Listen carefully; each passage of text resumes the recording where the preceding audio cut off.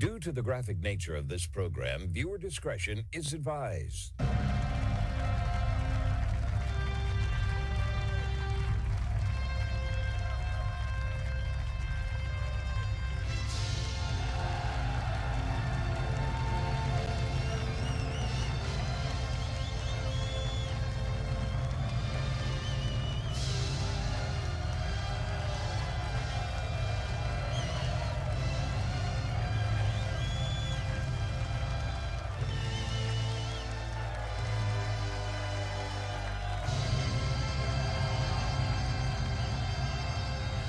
Welcome, everybody, to the Marco Jure Show. It is Thursday, October 16th, 2025. Thanks for tuning in to today's show to hear all the relevant, groundbreaking news here in America and around the world. The only show where the facts are facts and hard truths thrive. Please don't forget to follow the show, share with whomever needs to hear the truth in our quest to unwoke America. And again, thank you to those that have been doing so. I appreciate you. Hope you're all ready for the best hour, though, that radio has to offer. Uncensored and ready to go. Let's jump right into my first topic of discussion today. And it has to deal with the existing ceasefire that has been put in place between Gaza and Israel right now. So I want to jump into that first because that's a very serious and, of course, a very important topic. But I found this today in the Israel 360 news. And I wanted to share it with everybody. It says here that Netanyahu warns Hamas, disarm or face all hell breaking loose. I find this really interesting on many levels because 83% of Gaza right now is in complete and utter ruins. I mean, it's completely demolished, destroyed. Nothing is there. Nothing can be rebuilt upon. I mean, the entire area, the entire strip has been completely destroyed. So all hell's already broken loose. What are you going to do it for the remaining 17% now? Then what will people do? So here we go. And, I have another question, too, about this, right? Why wasn't Benjamin Netanyahu in Egypt at the Gaza so-called peace signing? They call it a peace deal. I call it a ceasefire deal. And I'm going to explain to you really shortly how it's already been breached by both sides, necessarily. But, it was strange. On Monday, seeing the leaders of the Middle East and in Europe, of course, signing off on this 21-point plan, but there was no Benjamin Netanyahu in sight. Right, everyone's standing in front of that banner that read Peace 2025. You have the Arab world, the European world, standing for photo ops. Even Mahmoud Abbas of the PLO was present for this. Right, he's one of these leaders, of course, these figures in the West Bank. And of course, the press then claims via Netanyahu that it was Simchat Torah, which I believe is their Thanksgiving, if I'm not mistaken. And he or his coalition couldn't basically attend. Now, this tells me a couple two things here. Number one, Netanyahu is not even serious or even interested in adhering to the Gaza-Israeli ceasefire. That's number one. If he was, why would he be there? Just the day before, he allowed Donald Trump to come and speak at the Knesset.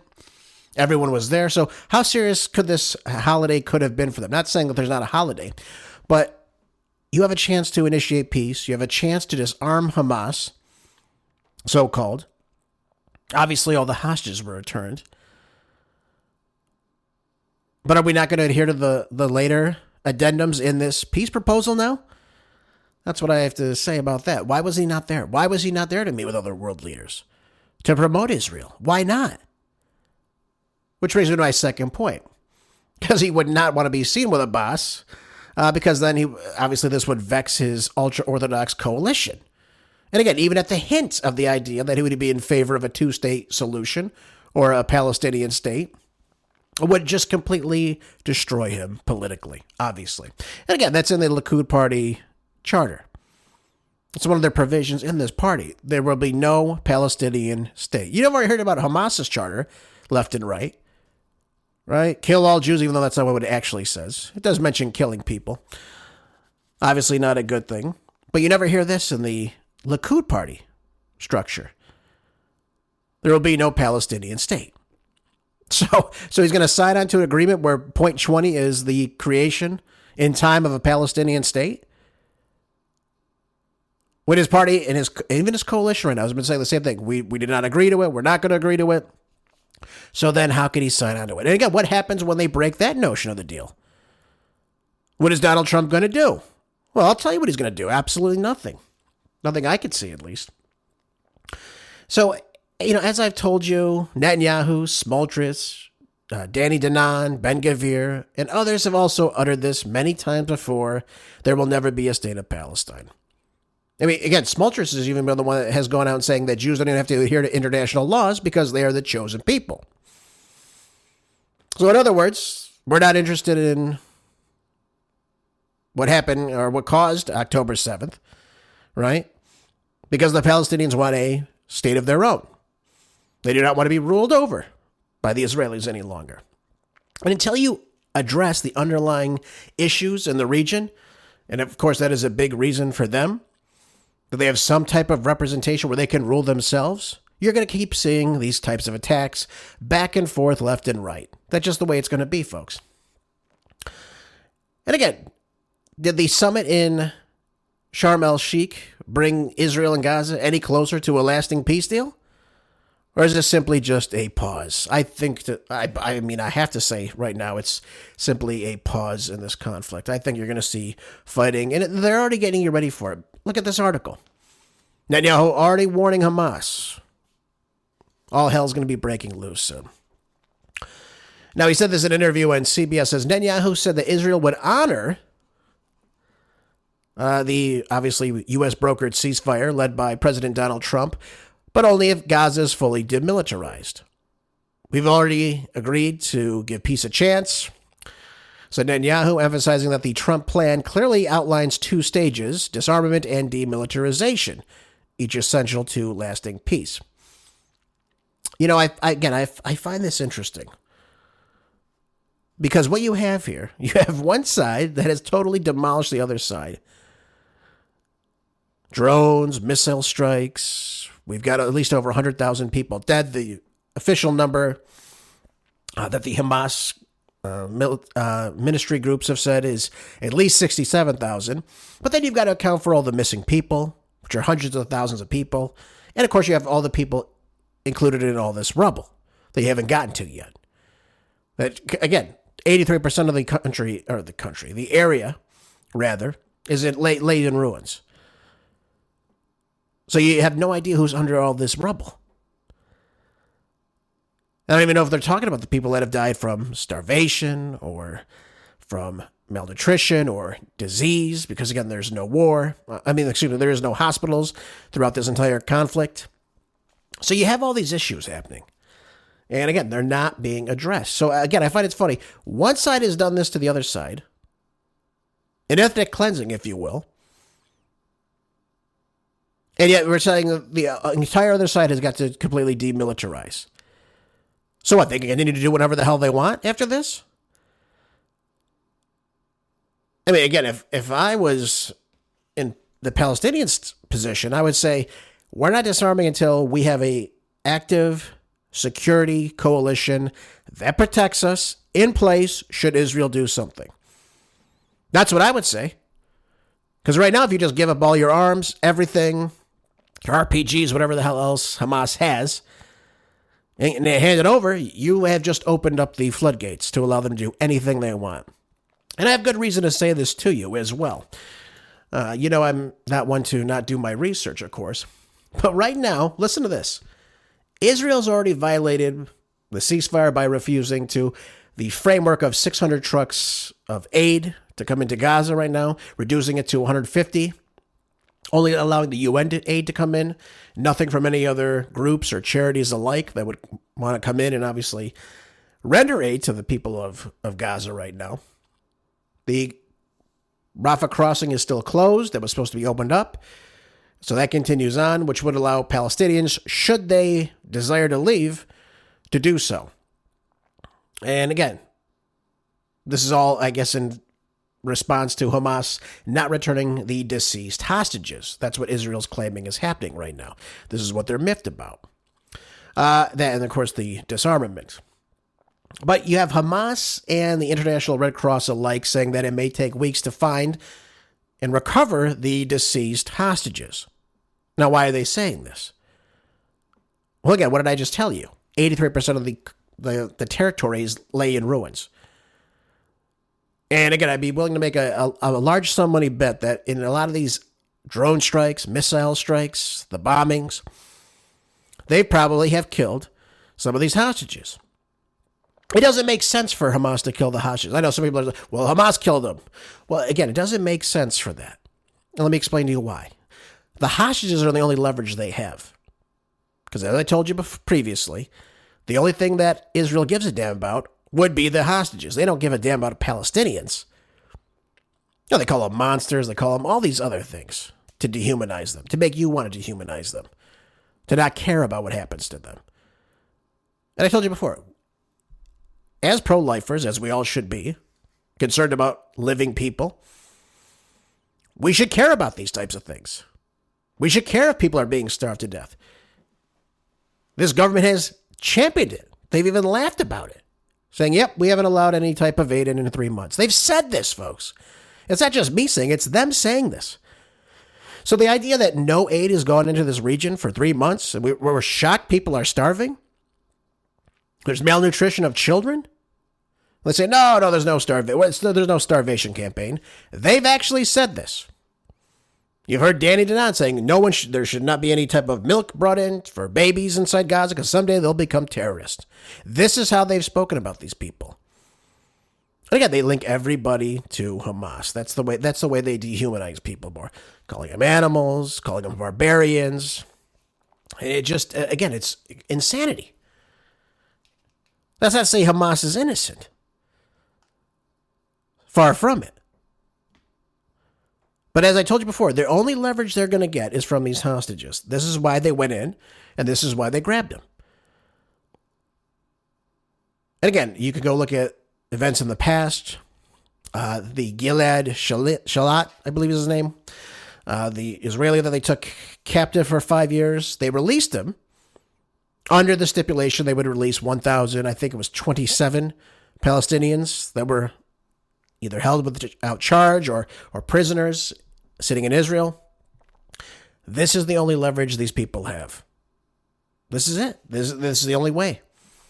So it doesn't make sense that they would go and get a hostage and then kill the hostage. That doesn't make any sense.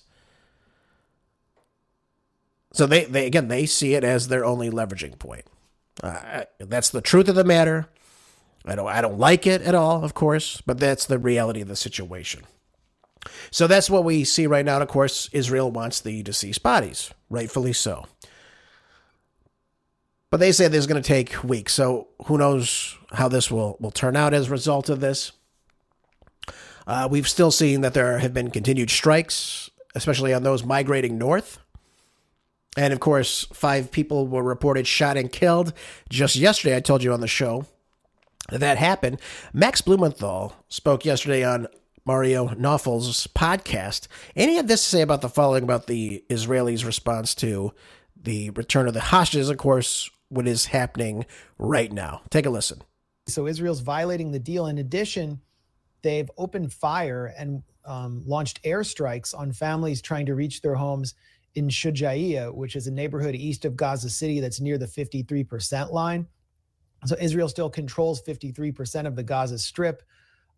Firing orders have gone out to Israeli soldiers, which have been reported in Hebrew media. And some of them said, wait till we get all of our captives back, and then we can open fire more freely. But until then, open fire near people trying to reach near the 53% line to prevent them from going back. So Gaza's still occupied, and that speaks to the larger issue. I mean, we're talking details now, but the larger issue is that this is not a peace deal because it doesn't address the underlying issues of conflict, which have never been addressed. And peace has always traditionally, I mean, I would say since at least Madrid in 1991, peace has been used as cover for Israel to entrench its occupation. And that's what I'm seeing now. All right. So again, he's absolutely right about all this. We're still seeing Gaza returning to a certain ceasefire line, of course, moving troops out, but they're still attacking people in these situations. So, I tell you this, why? Because I want you to know what's going on. We're already seeing this peace plan fall apart. Simply isn't going to be working. And again, Donald Trump's already given the okay for this to continue on. How do I know this? Well, he just said it. Let me find it for you so I can read it to you specifically. Where did he say this? Here we go. It says that the renewed violence comes as Hamas attempts to reassert control in the wake of its devastating defeat. Again, I wouldn't say they've been defeated. They're still obviously a presence in the region. Otherwise, you wouldn't be negotiating with them. President Trump, speaking aboard Air Force One, said his administration expects Hamas to uphold its commitment to disarm under the U.S. brokered ceasefire. They told us they would disarm, and they will, Trump said. If they don't, we'll make sure it happens. Trump then emphasized that the rebuilding of Gaza would require both security and accountability, saying that these people have suffered enormously. Yeah, they've suffered enormously because we've been giving Israel arms and they've been going in and continuing to do these bombing campaigns against the Palestinian people. That's what's happening there. That's what's happening here. And again, in this statement by Hamas, this is in Right Scoop, by the way, it says that Hamas has handed back to Israel the remains of all the deceased hostages that it can reach, and that it would need special recovery equipment to reach more bodies promised under the U.S. brokered ceasefire deal aimed at ending the 2-year war in Gaza. So Hamas armed the Al-Qassam brigades. This is one of the factions also in the region, something akin to Hamas, had announced it would hand over the bodies of 2 Israeli hostages on Wednesday evening at 10 p.m., describing the move as part of the ongoing hostage-prisoner exchange agreed under the truce. Now, the Israeli military confirmed shortly after 6 a.m.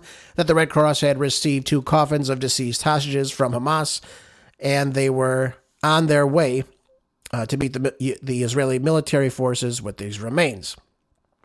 The resistance has fulfilled its commitment to the agreement by handing over all living Israeli prisoners in its custody, as well as the corpses it can access. That's what a Hamas armed wing official said in a statement on social media. As for the remaining corpses, it requires extensive effort and special equipment to retrieve and extract where these bodies are. We are exerting a great effort in order to close this file, is what's being said. And then here it is. Trump says this again. It says, President Trump said Wednesday that he would consider allowing Israel Prime Minister Benjamin Netanyahu to resume military action in Gaza if Hamas refuses to uphold its end of the ceasefire deal. Yep. There it is. What's going on with Hamas? That'll be straightened out quickly, said the president. So here he has already given the green light saying, hey, listen, they haven't given you back all the deceased bodies. Now it's time to go in again and, I guess, destroy the remain of the 17% of Gaza that's still standing. I don't know. I really don't. I don't know what to say about this. I mean, the entire place is in ruins. They've given you some of the deceased hostages. It doesn't make any sense they wouldn't give you the remaining hostages. They're saying that they need more time. And again, are they going to use this as leverage to go out and continue this conflict?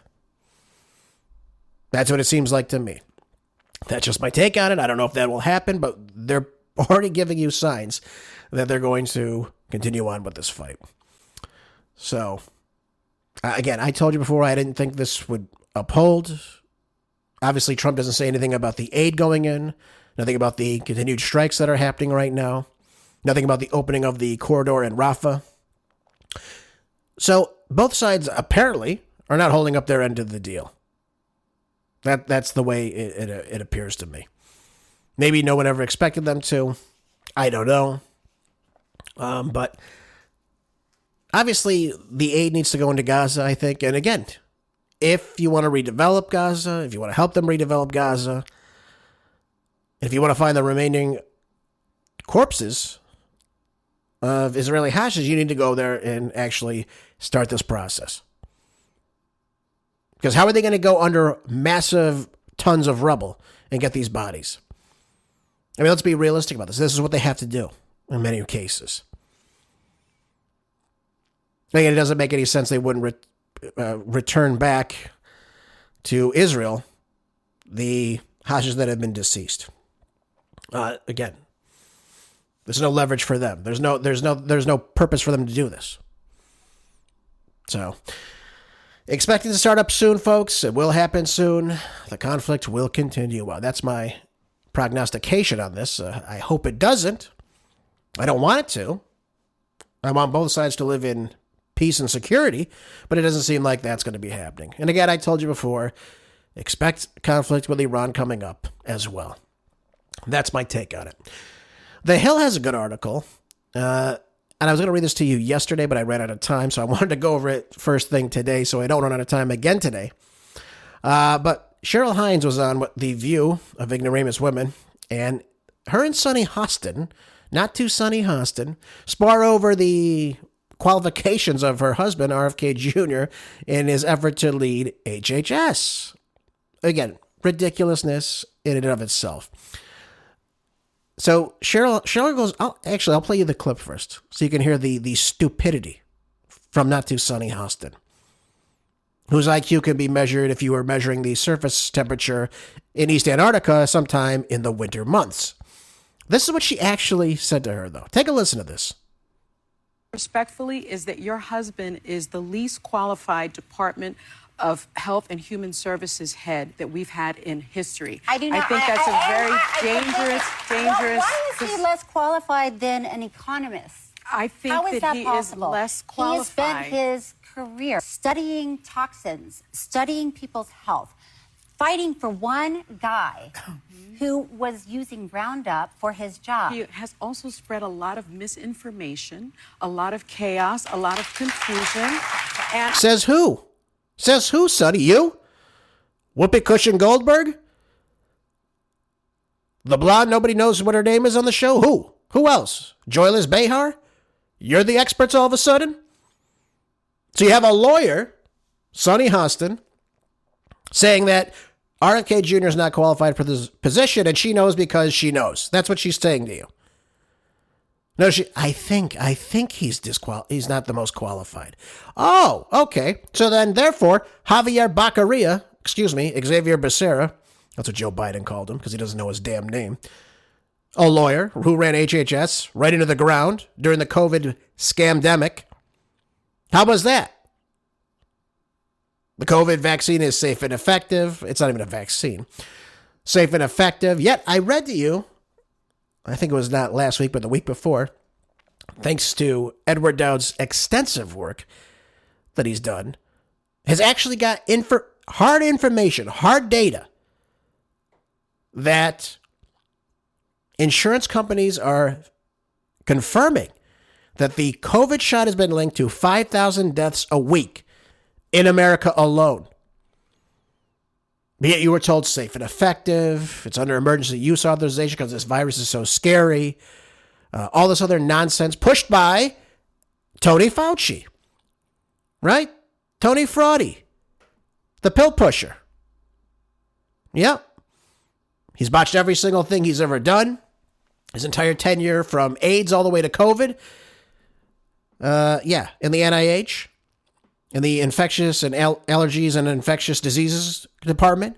He has botched every single thing. And he's a doctor. So what experts are we trusting here? Not too sunny? I think. You don't think. That's the problem. You're an idiot. I think it's just a very dangerous thing. And I say it with the utmost respect. Some of it's good and some of it's not. That's the point. Listen, we all have different views here. Yes. And when you say, misinformation, disinformation, we could go back to COVID when... He's connecting circumcision to autism. May I finish? Please. When people... First of all, that's not true. I'm sorry to stop this right now. It's not true. That's not exactly what he said. He said the instance of autism are greater in boys that have been circumcised that are using Tylenol for the pain. He didn't say a circumcision causes autism. See, this is how I know they don't do any research for their shows. They don't know what the hell they're talking about. That's not what he said. But this is what they do. They run a part of what he said, and they don't bring in the context of the full quote. So now the ignoramus women that watch The View go, oh, yeah, wow, he said that? That's pretty stupid. Yeah, that's not what he said. That's a problem. Let's let it finish. Fauci, people were saying when you get the vaccine, you cannot transmit COVID. It will stop COVID. And that was disinformation, misinformation. We were also still learning about it. It was a novel virus we've never encountered. Oh, well, okay, so that we're still learning about it then. Then how can he make that claim then, if the information's not there? Remember, it's 95% effective, then it was 90, then it was 60, then it was 50, then it stops the symptoms from getting worse. Yeah, take your COVID shot. That was Fauci. That was the idiot. Completely wrong on every aspect. Use a mask, don't use a mask, wear 2 masks, right? Then we found out he was colluding with Meta to withhold information, like things about, again, the mask, the lockdown, anything anyone was questioning, and of course, any independent information that was coming out. You had Dr. Simone Gold came on and said, hey, these masks don't work. Even the N95 medical masks, they're not made to prevent the transmission of gases coming in and out of the mask. And again, all it does is raise your CO2 levels, your blood acidity levels go up, and of course, cancer begins to flourish in those situations. It was not scientific. Then you have the 6 feet apart nonsense, right? Remember you had 6s all over the place on the floor, 6 feet here, 6 feet there, stand behind this line. Go to hell, first of all. That was moronic. That was based in zero science. You know how I know?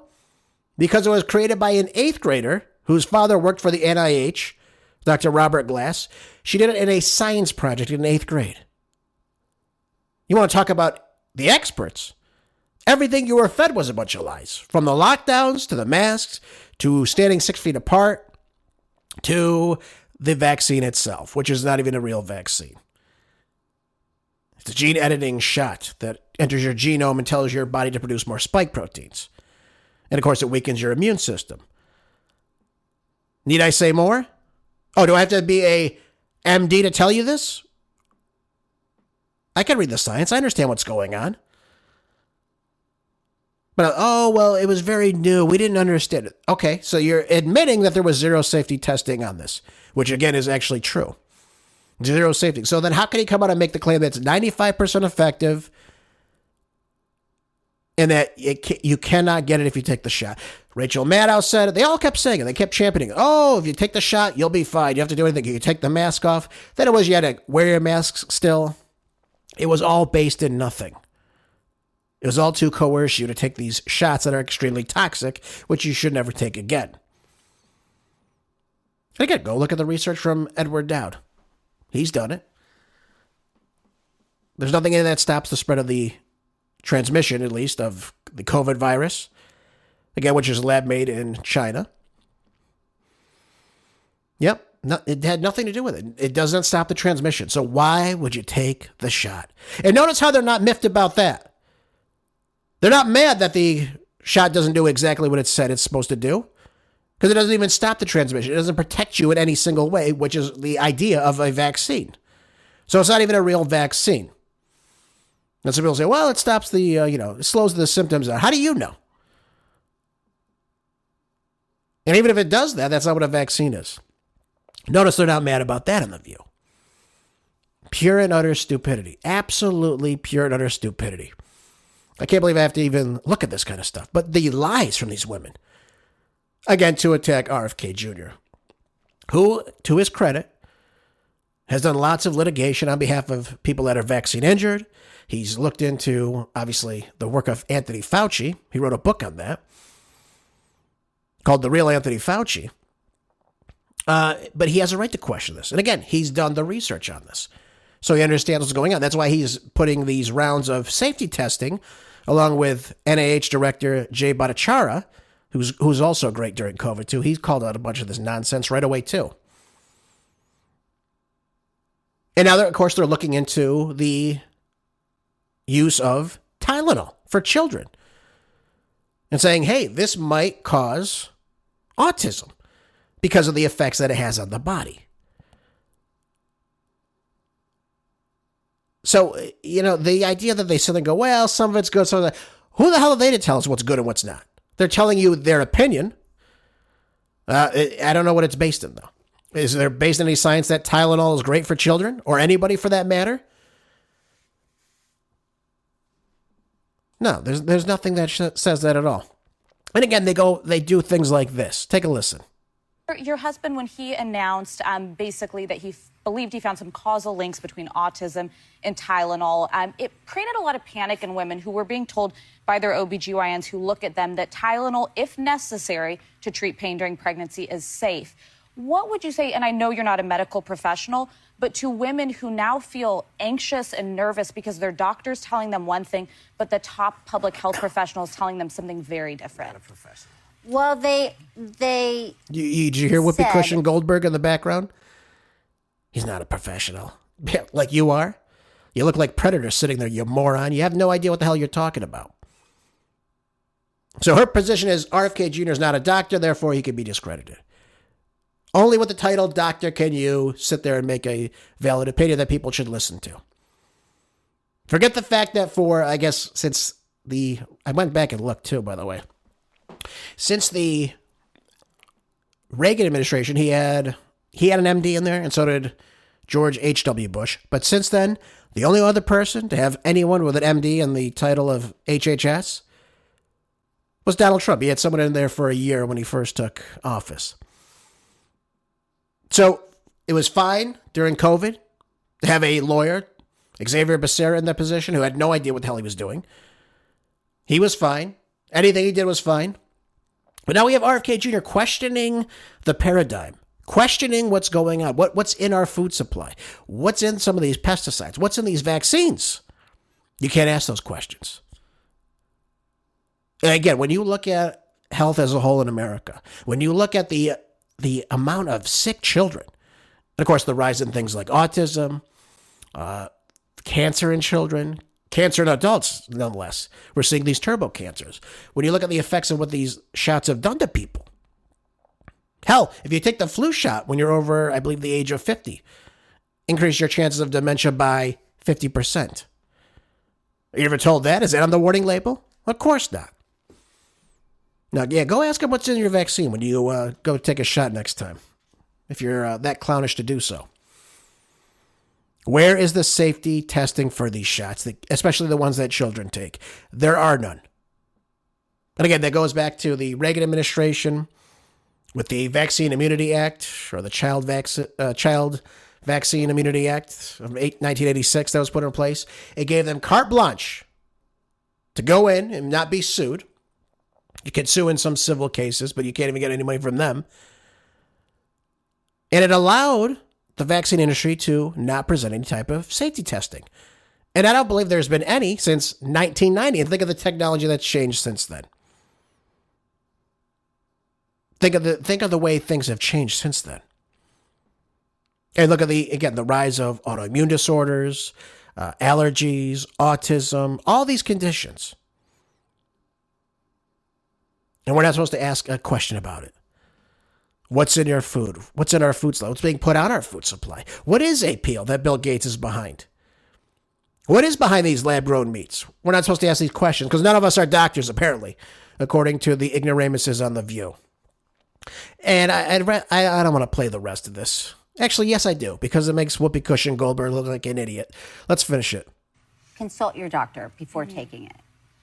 That's what they were saying, and that holds. So I agree. Listen, I've been pregnant. I understand it's stressful being pregnant. I found, because you're so concerned with everything. I didn't drink caffeine when I was pregnant. So to say, hey, consult your doctor before you take this, I agree with that, and I think that's okay for moms to hear. Cheryl? Yeah? Go ahead. Now, all right. I am... This is not your fight, really, to be fighting. Yeah. This is your husband's fight. Thank you for acknowledging that. But go ahead. But here's what we're talking about. I do want to say, he's not a doctor and he's not a professional. Yes. And oftentimes when he's talking... See, he's not a professional. You can clap and smear what he says and disregard anything he says. Don't ask questions. Continue on with the status quo. Oftentimes when he's speaking, he is speaking not with the best information that we can get because, we could... How does she know this? How does she know he doesn't have the best information? He runs the department. I mean, it's asinine to say that. Absolutely asinine to say. You're saying he doesn't have access to case studies or technology that brings us to the right information or any type of science research? I mean, I think we all can agree that RFK Jr. could probably read the science. I think many of us could. But leave it to Whoopi Cushion Goldberg to not understand that. Could do a lot better with health stuff. And there's a lot of stuff he can do. And some of the things he's suggested take it out of the hands of my doctor and me and my OBGYN and me. And I wonder, does it give you pause, and are you able to say, you know, that might not actually be so, because I've got my experience and I've lived with this and I'm still here. So are you able to have those conversations with her? I am able to have those conversations. And just to be clear, 90% of secretaries of HHS have not been doctors. But they've had a science There have been background. 3. Yeah. No, to be honest, One of Obama's secretaries of HHS was an economist. But So the majority of them that haven't had medical backgrounds have had a science background. Don't which do our anything husbands- No, they haven't. No, they haven't. I told you before, Reagan had one, H.W. Bush had one, and that was it. And again, Trump had one, who was a medical doctor. That was it. But wait, let's let Whoopi Cushion Goldberg finish. Don't say anything else yet. Because I do we want have to take a break. Yeah, we got to take a break. Don't worry. No. 90% have no science background. One was an economist. The rest have been lawyers. This is how they get away with it. Oh, no. Wait, don't say anything. We got to go to a break. That's the genius of the ladies on The View, folks. I wanted to share that with you because, again, idiocy. Absolute idiocy. Pure in and of itself. Imagine being her OBGYN. Oh, my God. How can you manage? Anyways, Fox News has an article on the shutdown right now. That's going to be looming on for quite some time. And it says Senate Democrats have now blocked GOP plan for the 10th time, ensuring shutdowns last into later next week. You know, these Democrats don't want to open up the government. Chuck Schumer is purely playing politics right now, pushing for, again, healthcare for illegal aliens, pushing for funding for things like NPR and other things of that nature. All things that have absolutely nothing to do with a functioning government right now. They're not top priorities for Americans. And it is he and the Democrats who are championing this, which are hurting your basic Americans. And again, have you suffered at all since the lockdown has taken place? Of course not. Why would you?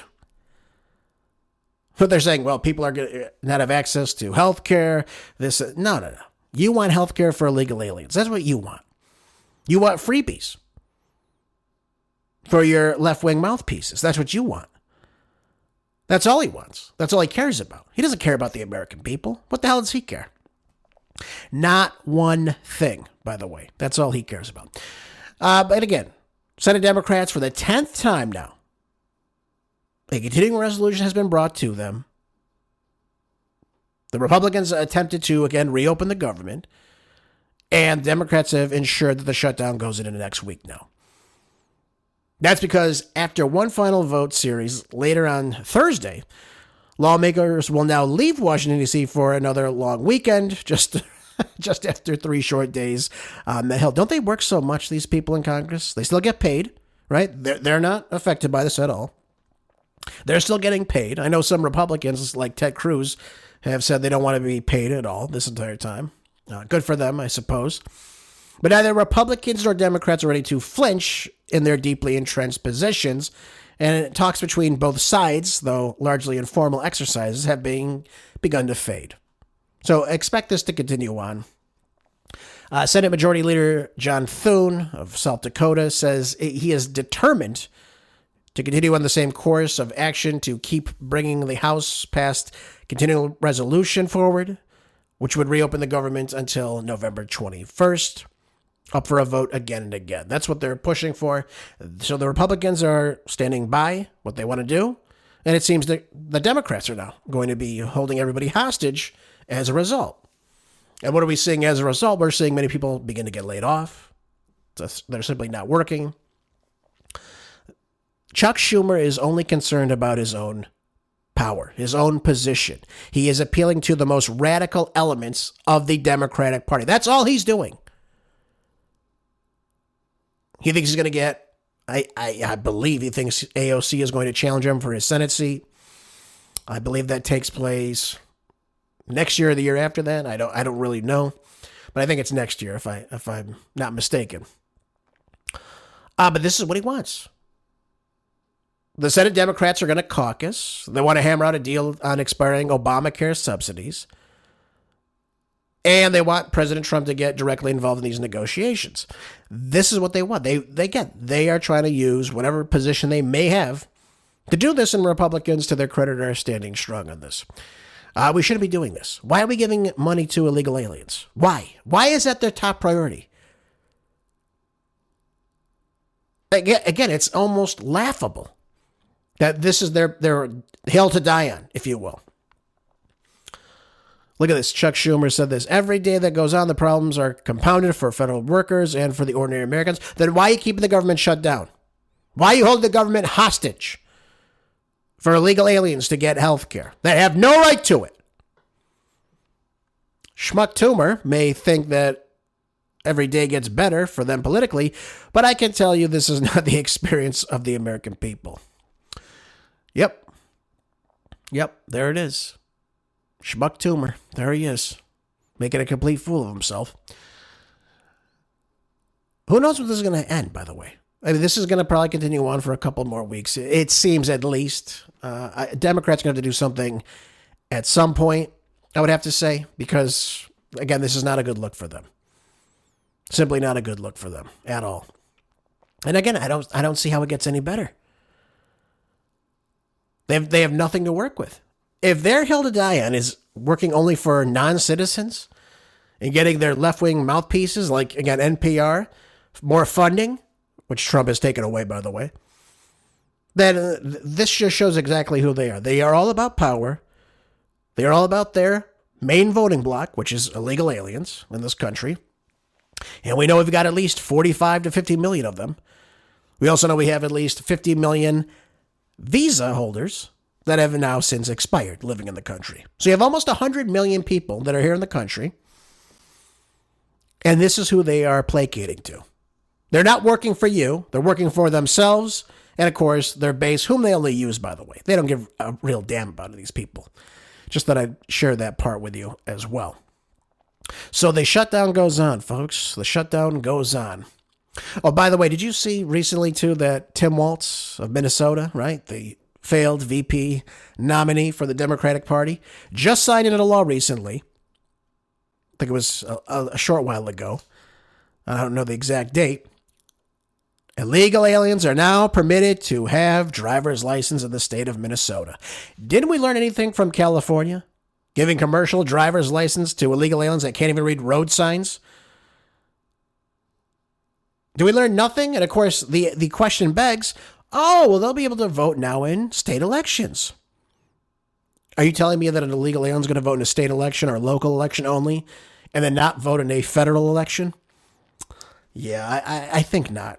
How they're able to get away with this, again, is beyond me. There has to be some sort of litigation against these governors that are hell-bent on, again, being sanctuary cities. So if that means loss of funding, it means loss of funding.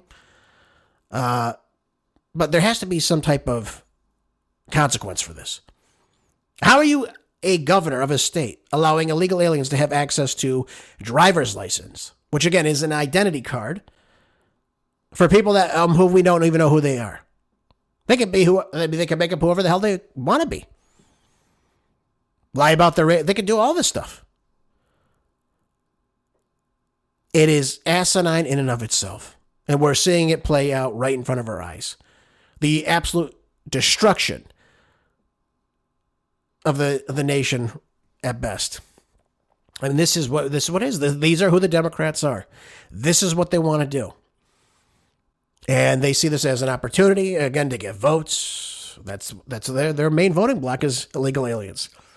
So this is who they champion, of course, and of course the other lunatics on the left that agree with this kind of nonsense. How you can give an illegal alien a driver's license when you have no idea whom they are? You know, when I go get a real driver's license now, is the real ID, which is, again, stupid, because it's telling you that your existing ID is fraudulent.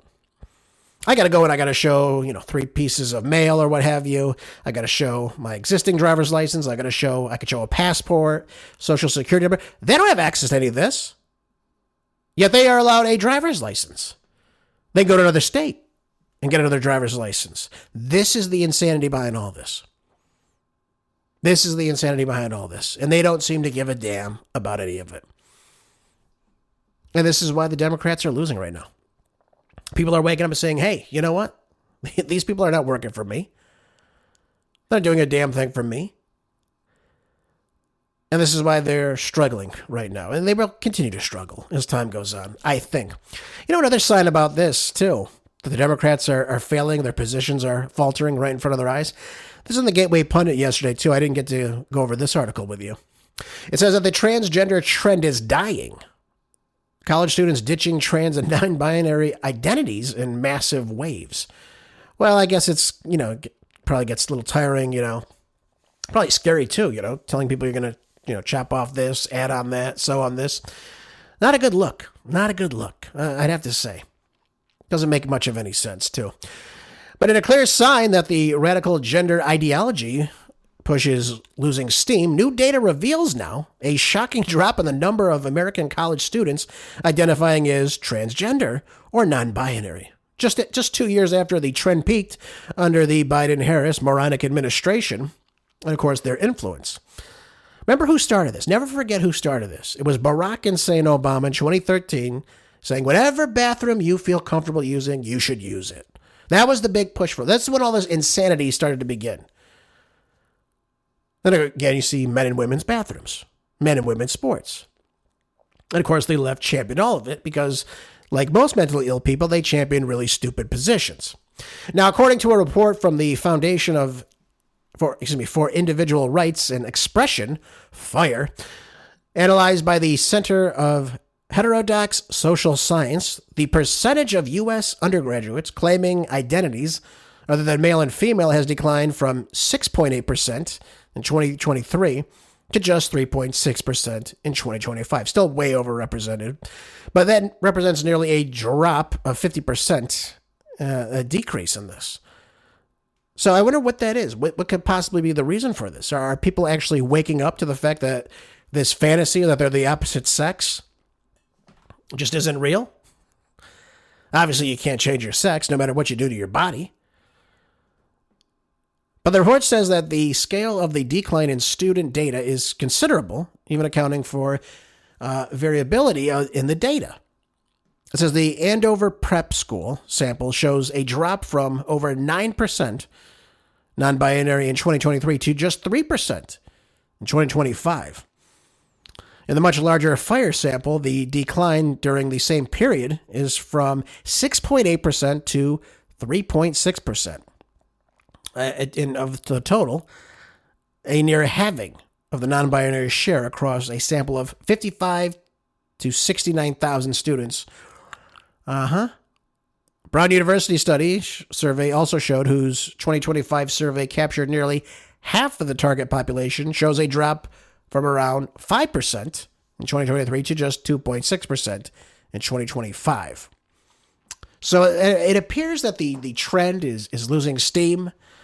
I think, obviously, us talking about it more, parents understanding what's happening in our public schools, parents pulling their kids out of public schools, and, of course, fighting for this at parent-teacher conferences, at school board meetings and things of that nature, are putting a lot of light on this. And, again, you're getting the garbage pornographic books taken out of the schools, especially in the elementary schools itself. That's when they're really starting to target these children. Because, again, if you can get their brains to wire them to think that, a boy could be a girl could be a boy could be a dog, all this other insanity, right? Basically spitting on everything God has created. They can get them to adhere to this and believe this much later on. That's when the, concrete thoughts start to set in after the age of 10. So the earlier they target this, the greater success they'll have that they can brainwash these kids much more thoroughly. But The Gateway Pundit says that the nosedive comes after years of aggressive promotion of gender fluidity in schools, media, and social platforms, which many conservatives have labeled as social contagion rather than genuine identity.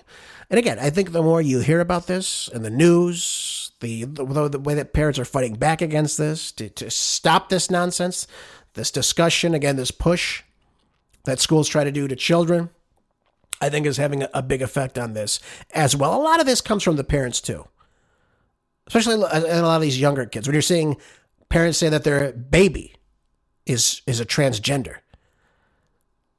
And again, it's insanity. Absolute insanity. A lot of it stems from the parents. So don't forget about that as well. A lot of these parents have mental illnesses as well. They push it on their children, again, to give more attention to themselves because they're pathetic pieces of human excrement. And again, who would do that to their child? I mean, seriously, who would do this or champion this type of behavior in their children? It's completely everything against God created. So there's that on there. So glad to see this is crumbling and crashing and winding up in the crap house. Really happy to see that. Even in California, my old state, of which I love so much, that's been completely destroyed by Gavin Newsom. This is in Breitbart. It says California, 10 teams have now forfeited volleyball games with Transgender Player on it. So even in California, you're seeing people stand up and say, you know what, we're not doing this. And again, after a while, the kind of sensation of it all kind of just comes to an end. You're no longer a champion for being, oh, look, Jim thinks he's Jane. Wow, Jane, you're such a good volleyball player because you're kicking, beating all the girls. It's over. And again, in my previous state of California, I'm glad you're waking up. But it says here a total of 10 teams have now forfeited to Europa Valley High School girls volleyball team in California due to the inclusion of a transgender athlete on its roster. Yep. California School Board president familiar with the matter confirmed that only the Patriot High School varsity team forfeited to the Europa Valley High School, while the JV and freshman teams did play. There you go. There you go. Yep. People have had enough of this. We've seen this in MMA. We've seen it all over. Women getting hurt, women losing out on awards. You're seeing it in swimming. You're seeing it all over the board. Men dominating in female sports. Under the guise, of course, of being the opposite sex.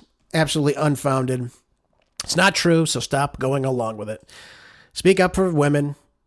Speak out against this, and hope to God this insanity goes away. Now, the illness itself is not going to go away. This has been an illness going back, since forever. So you're not going to end the mental illness, but what we should be working on is the people that actually do believe this, that they're the opposite sex or what have you. They need actual, real mental help. And of course, we know that the health professionals, the experts, according to Not Too Sunny Hostin and Joyce Behar, Whoopi Cushion Goldberg, the experts, the people that have been championing the sun. Yep. They need to actually help people get out of this. This is what that should be done. But instead, what did you see the opposite? You saw all these trans clinics popping up all over the country. There used to be one. Now there's hundreds across the nation. And that, my friends, is a nation in decline. I hate to tell you that, but that's the sad truth about it. All right, one more article. I got a little bit of time. I'm going to try to go to two of them, but this one I had on Monday as well. I didn't have time to go over it, so I'm going to go over it with you today. And it's another health article, too, so I think you'll like it very much. It's in Science News today. It says, How Endocrine Disruptors Affect Human Health.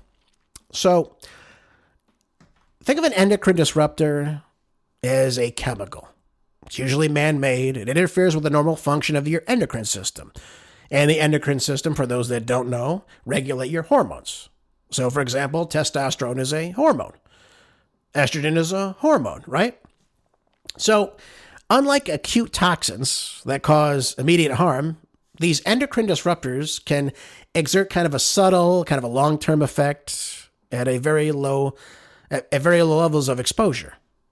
So, Think about compounds that are found in kind of like a vast array of everyday products, from plastics to pesticides to personal care items, and again to these industrial chemicals that are in our environment.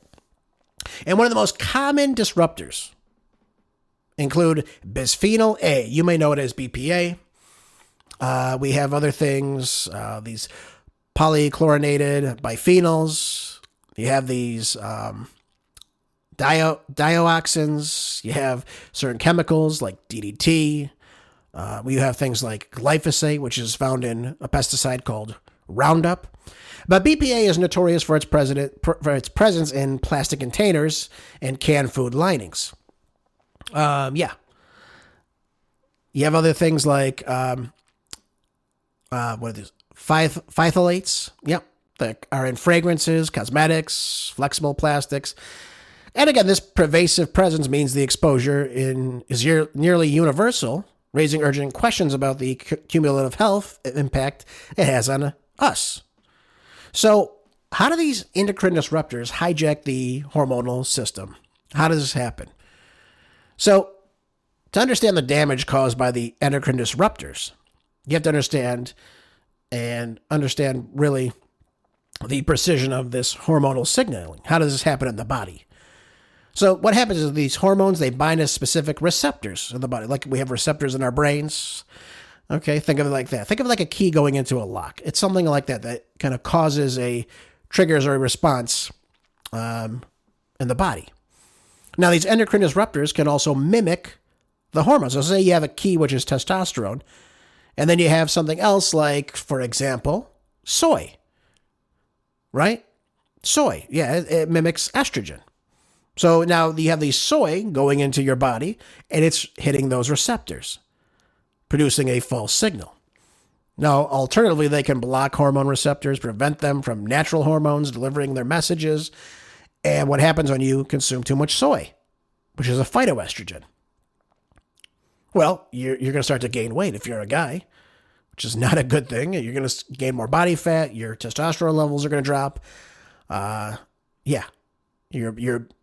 Your behavior may change over time. It could be more feminine in some cases. But some of these disruptors interfere with hormone synthesis, your metabolism, of course. I just said you can gain weight, of course. That's why you should never consume anything with soy in it, soy lectin, anything of that nature. Or again, the transportation, the altering of levels of hormones circulating in the body. Others may affect timing and pattern of the hormone release, which is not a good thing, which is crucial during the sensitive developmental periods, such as fetal growth. So think about the mother ingesting these compounds, BPA, soy, things of that nature. If you're going through puberty, same thing. If your parents are buying you soy lattes every day when you're, 12 to, 16, that's not a good thing for you. You're getting an abundance of estrogen in your body. And then your body thinks it's normal, which is not. And again, pregnancy as well. That's why you want to eat as clean as you can and obviously take the right raw supplements during pregnancy. So, the result of this biological cacophony, where these signals are sent, they're blocked, distorted, leading to physiological confusion and, of course, dysfunction. So we see this, again, in many different situations. So what's the way to get out of this? Well, number one, you got to make sure you know what you're eating. That's the most important thing. But number two, you want to make sure that you're, again, drinking distilled water. In many cases, that's all I drink is distilled water. You want to make sure you're also making sure things are stored in glass versus plastics, because again, that plastic will allow that BPA to seep into the liquid, and then of course you drink it, and then you're consuming it as well. Hence, it's an endocrine disruptor. And that'll have the same effect as estrogen on the body. Not a good thing. I think we all can agree on that, right? Well, I think so. So I'll have that article on the website as well here, or on my podcast rather, so you can all view it later should you want to read more about that. But I want to go over that too, because again, you've got to know what you're putting in your body. And it's okay to question what's being put in your body. So that's why you should look at the ingredients. Say, hey, is there soy in this? I'm not consuming anything with soy. I'm not eating any foods where animals are consuming large amounts of soy, which is not something I'm going to do. It's not just one example. There's many different ones as well. Folks, hope you enjoyed the show today. Hope you'll share with some friends. And I hope I'll see you tomorrow on the next Marco Dre Show. Until then, be good. Stay busy. God bless.